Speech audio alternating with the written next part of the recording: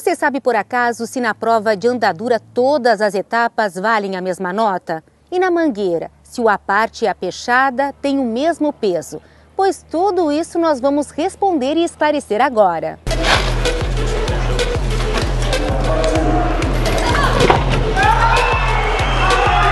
Para entender melhor como é que funciona toda essa sistemática de pontuação, eu estou aqui com o técnico da BCC e comentarista do Freio de Ouro, Tiago Persicci. Primeiro, então, em relação à média dos jurados, né? São 3 notas, como é que é feita essa média?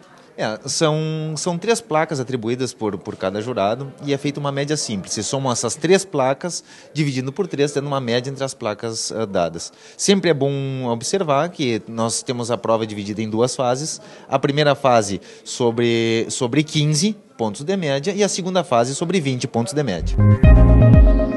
O Freio de Ouro começa na morfologia, que avalia o biotipo físico do cavalo crioulo. Os 3 jurados, em consenso, definem a ordenação na fila, mas cada um tem autonomia de dar a nota que julgar adequada. Somando as 3 notas, dividido por 3 vai dar a média geral. A primeira etapa funcional começa pelas andaduras. O tranco pesa 0,3, o trote 0,8, é onde é a maior valorização em virtude de ser a andadura mais usada no trabalho de campo, e o galope 0,4, tendo em vista que toda a primeira fase na etapa funcional tem um peso de 1,5 e a média é feita sobre 15. Então, para exemplificar, um cavalo que tira uma média de placa dos 3 jurados, uma média de placa 8, multiplica-se pelo peso que o tranco tem, que é 0,3, obtemos 2,4. O mesmo cálculo de somar a média das placas e multiplicar pelo peso é feito no trote e no galope. Somando isso aí, nós vamos ter a média redonda de 10 nas andaduras. Na sequência, sem intervalo, o cavalo faz a prova de figura. É avaliada uma série de coisas, tanto a sujeição, a velocidade, a correção dos movimentos, mas é atribuída uma única nota. As 3 notas do jurado são somadas, divididas por 3 e multiplicadas por 1,5. Terminada a figura, é hora da prova de volta sobre patas e esbarradas. Geral, o peso de 1,5, mas é dividido. A sua volta sobre patas com peso de 0,5. E as esbarradas valendo 1 ponto dividido 0,5 para a primeira parada e 0,5 para a segunda parada, onde é atribuída a terceira nota dentro da volta sobre patas e esbarradas. A esbarrada tem um peso um pouco maior, que é justamente para valorizar a sujeição do cavalo, tendo em vista de todos os movimentos que ele já fez até aqui. Se um animal na volta sobre patas teve uma média de placa de 8 vezes o 0,5, que é o peso da volta sobre patas, ele estará contribuindo para a média final com 4 pontos.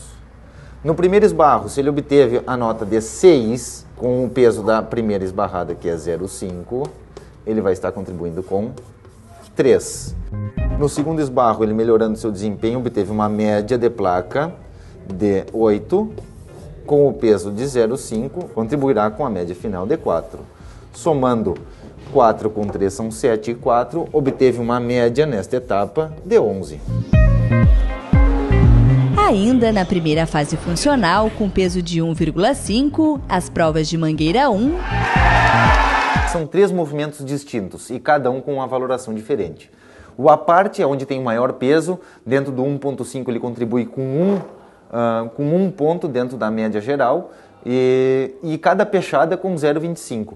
Isso se explica, às vezes, um cavalo com média de placas superior nas peixadas, mas uma média final não tão alta em virtude de uma parte não condizente com isso.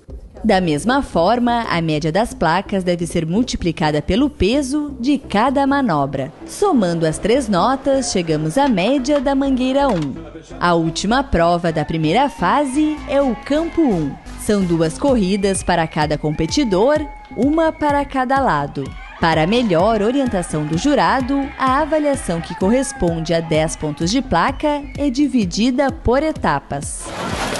Se o cavalo conduziu excepcionalmente bem, ele já tem 5. Se ele teve a intenção de retomada, mas o novilho fugiu um pouco, ele pode ter 2, como por exemplo, somado com os 5 são 7. E conseguiu reconduzir de maneira satisfatória, ele pode ter 1,5, um exemplo, e chegar a 8,5 de placa. Vai ser feita a média das placas dos jurados e depois disso aqui que é computado o peso. A média normal, a soma das 3 notas dividido por 3, multiplicado por 0,75, que seria a metade do peso que ela tem no geral. E a segunda, multiplicado por 0,75, vamos chegar a um total de 1,5, que é o valor dela na primeira fase. Essa primeira parcial, que a gente chama, quando termina a primeira fase, é feita através da média funcional que esses animais obtiveram dentro das 5 primeiras etapas da primeira fase, acrescida da morfologia, tendo em vista que a morfologia tem peso 1. Então, chegando no domingo da final, muda alguma coisa em relação a essa sistemática de notas? Por ser um segundo dia de prova, por já ter um desgaste, a valoração dessas provas é diferente. Ao invés de 1,5, o peso de cada prova, elas têm peso 2 para a computação da média geral. A não ser a questão do peso, o cálculo da média segue o mesmo na Mangueira 2. Já a prova Baiar Sarmento tem um sistema único. Aqui não temos aquela diferenciação por esbarrada nem por giro que tivemos na primeira fase. Era uma prova única e de avaliação única sobre o peso 2. A avaliação do campo 2 é feita igual ao campo 1. Terminada uma prova do freio de ouro, nós temos a morfologia e 8 etapas funcionais. Como é que a gente chega na média final? Ela é feita através da média funcional, ou seja, o somatório desde a andadura até a prova de campo 2, as 8 etapas funcionais, somadas elas e dividido por 8, tendo uma média simples da etapa funcional, acrescida da morfologia na sua integralidade. E se 2 conjuntos empatarem, quem vence?